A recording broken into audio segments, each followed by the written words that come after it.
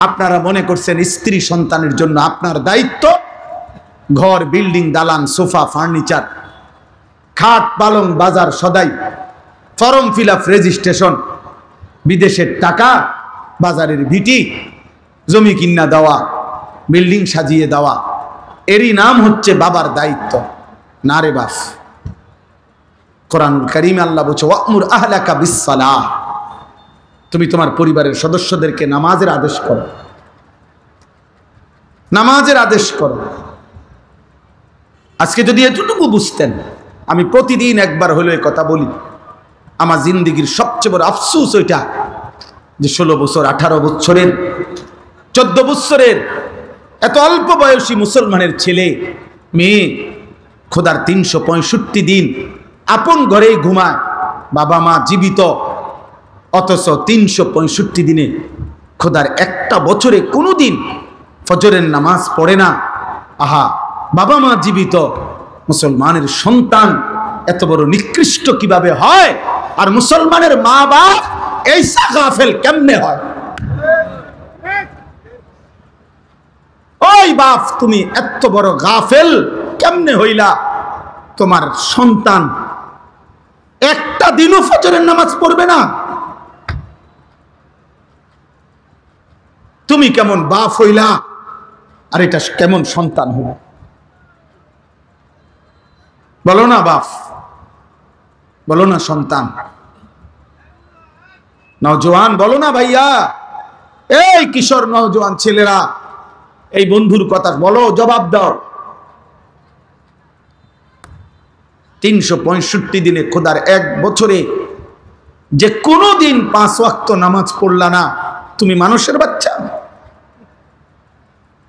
এই হাইওয়ান, মুসলমানের বাচ্চা তো নিকৃষ্ট হয় বেটা। তোর কোনো আল্লাহ নাই,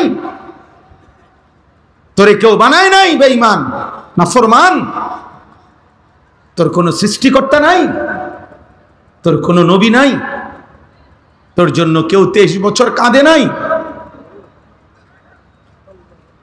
তোর কোনো ধর্ম নাই বাপ, তোর কোনো কিতাব নাই, তোমাকে কোথাও ফিরতে হবে না? কি ভাবছেন জিন্দেগি মানে কি? ভাত তরকারি, পেশাব পায়খানা, মোবাইল, নারী, ছবি, খাতা বালিশ আর দোকানদারি, আর বন আর বিড়ি, সার, বিস্কুট, পেঁয়াজু আর আলু সব, আপেল আর মালটা, এরই নাম জীবন? খালাস, এরই নাম জিন্দেগি? বলো না বাপ।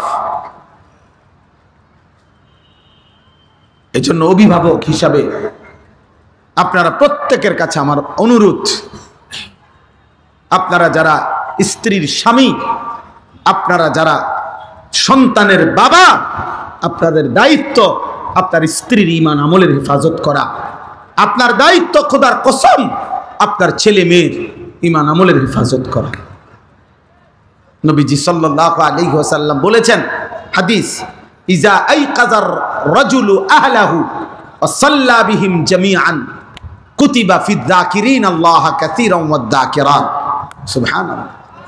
নবীজি বলেন, কোন পুরুষ যদি তার পরিবারের সকল সদস্যকে ফজরের নামাজের জন্য জাগিয়ে দেয়, অতঃপর ফজরের নামাজ সবাই আদায় করে, যারা ঘরে পড়ার ঘরে পড়লো মহিলা, যারা মসজিদের জামাতে পড়ার জামাতে পড়লো, খোদার কসম নবী বলছে আল্লাহ গোটা ফ্যামিলিকে, আল্লাহ তাআলা তার বেশি বেশি জিকিরকারী বান্দা এবং বান্দির তালিকায় এই ফ্যামিলির সকলের নাম উঠায় দেয়। আমি পুরুষ, আমি আনিস, আমার দ্বিতীয় পরিচয় হলো আমি একজন অভিভাবক। অতএব আমার অধীনে যারা, তাদের ঈমান আমল আখিরাতের ব্যাপারে শতভাগ নজরদারি করা, চেষ্টা করা, এটা আমার মৃত্যু পর্যন্ত দায়িত্ব।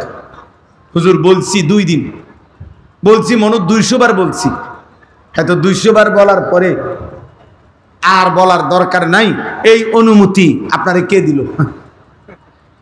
হুজুর বিশ্বাস করেন, তার এমন আজকে 2টা বছর বুঝাইছি না, শেষে বুঝছিতে আর নামাজ পড়তো না, অতএব এখন ছেড়ে দিছি। কারে জিগায় ছেড়ে দিছেন?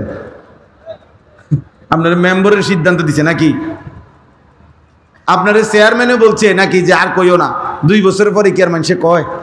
এটা নিয়ম না, ছেড়ে দেওয়ার কোনো সুযোগ। আমার অধীনস্থদের, আমার নিজের ঈমান আমল, আমার আখিরাতের ফিকির, আমার গুনাহ থেকে বাঁচার চেষ্টা, আমার নেক আমল করার চেষ্টা অব্যাহত রাখা, এটা আমার কোন দিন পর্যন্ত দায়িত্ব? হাত্তা ইয়াতিয়াকাল ইয়াকিন, মৃত্যু আসা পর্যন্ত আমার এটা দায়িত্ব। হুবহু আমার অধীনস্থদের ঈমান আমল আখিরাত, পাক নাফাক, হালাল হারাম, ইবাদত বন্দিগির নজর রাখা, খোদার কসম এটাও আমার মৃত্যু পর্যন্ত দায়িত্ব আমার অধীনস্থদের। আচ্ছা আমি আমারটা বুঝাই। আমার অধীনস্থ, যেমন আমি একটা উদাহরণ দিলে আপনারা বুঝবেন। যেমন আমি আনিসুর রহমান, আমার অধীনস্থ কারা? আমার একজন স্ত্রী আছে, বিবি, সে আমি তার জিম্মাদার, আমার অধীনে সে। 2, আমার 4টা ছেলে মেয়ে আছে, আমার 4 জন ছেলে মেয়ে, ওরা আমার অধীনে, আমি তাদের অভিভাবক। 3, আমার গাড়িতে আমার 2 জন মানুষ আছে, সবসময় আমার সাথে থাকে, একজন ড্রাইভার, একজন আমার খাদেম ছেলে হাফেজ সাহেব। এরা 2 জন আমার অধীনে, আমি এদের অভিভাবক। 4, আমার একটা ছোট মাদ্রাসা আছে কুমিল্লা ক্যান্টনমেন্ট ময়নামতি সাহেবের বাজার, সেখানে 34 জন শিক্ষক কর্মচারী আছে, স্টাফ আছে, আমি তাদের অভিভাবক, তারা আমার অধীনে। ওইখানে 500 জন ছাত্র আছে, 494 জন, ধরেন 500 জন, এই 500 জন ছাত্রের অভিভাবক, তারা আমার অধীনে। তাহলে এই মানুষগুলো, এই যেগুলোর কথা আমি বললাম, আমারটা আমি বললাম আর কি, আমি কমপক্ষে এদের ঈমান আমল আখিরাতের ব্যাপারে যত্নবান হওয়া, আমার সর্বাত্মক চেষ্টা করা, আল্লাহর কসম এটা আমার জিম্মাদারি। এখান থেকে একদিনেরও ছুটি নেই, একদিনেরও ছুটি নেই, একদিনেরও ছুটি নেই। হযরত নূহ আলাইহিস সালাম সর্বশেষ 950 বছর পরেও যেদিন তুফান শুরু হয়ে গেছে, ওনার নৌকা ছেড়ে দিবে তুফান থেকে বাঁচার জন্য, সেদিনও শেষ মুহূর্তেও ওনার ছেলে কেনআন, ওই কাফের ছেলেটাকে ইমানের দাওয়াত দিছে, বলতেই থাকছে, আর বলছে বাপ ইমান এনে আমার নৌকায় উঠে আসো, ইয়া বুনাইয়ার কাম মা'না, হে আমার সন্তান আও না বাবা, ইমান আই না, আইসা পড় বাবা, এই তুফানে ডুবে যাবি।